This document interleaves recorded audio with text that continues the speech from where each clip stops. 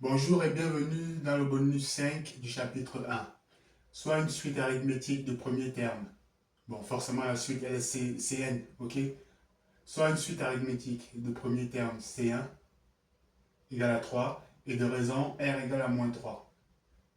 1. Calculer le 12e terme. 2. Calculer la somme C5 plus C6 jusqu'à C12. C'est parti. Alors, question 1.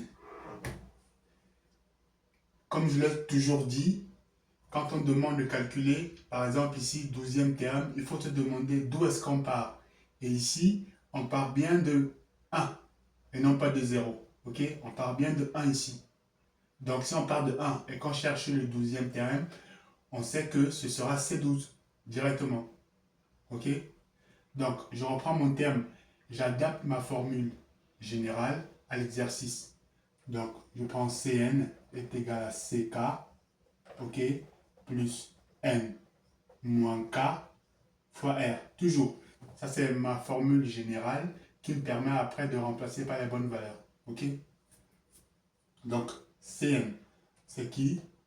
C'est C12, OK? Qui est donc égal à quoi? Qui est égal à Ck.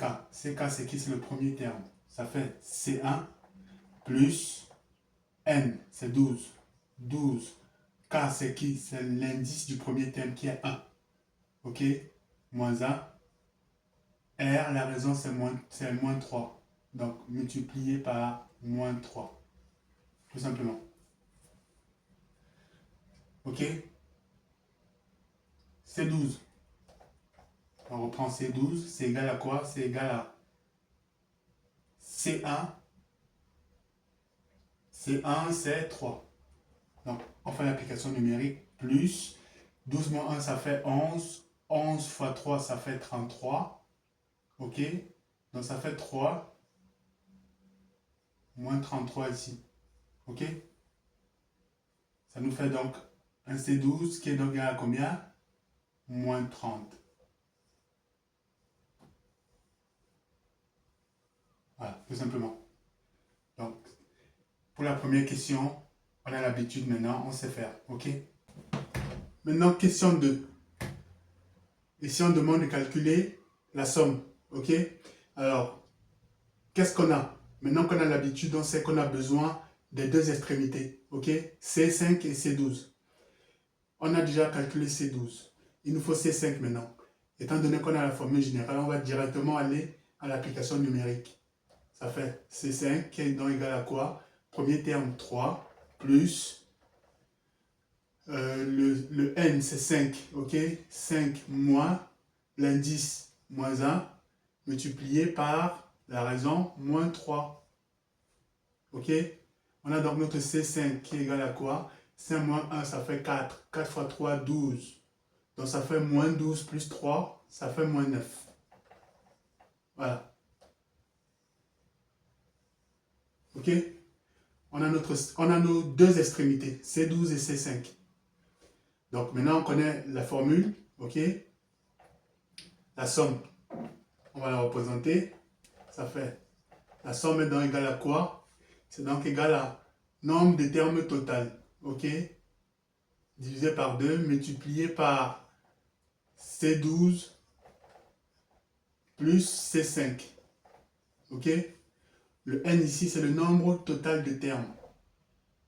Le nombre total de termes, c'est, je l'ai déjà dit, c'est le dernier rang, ok?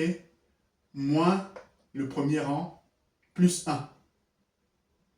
Le dernier rang, c'est 12. Moins 5, ça fait 7. Plus 1, ça fait 8. On a n ici qui est égal à 8. Ok? Maintenant qu'on a l'habitude, on peut aller directement. Ça fait 8 divisé par 2, multiplié par C12, c'est combien? C'est moins 30. Moins 30, ok? Plus, moins 9. Alors, on va faire comme ça, plus moins 9. Ok? Voilà. Donc, du coup, notre somme, ok,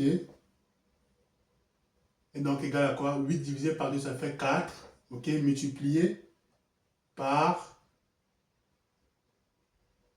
moins 39. Moins 39.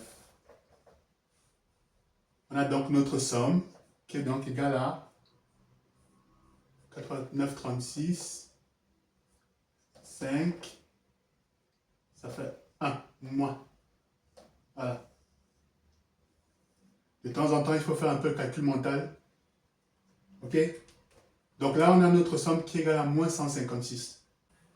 Voilà donc ce qu'il y avait à dire dans cet exercice. Vous pouvez vérifier.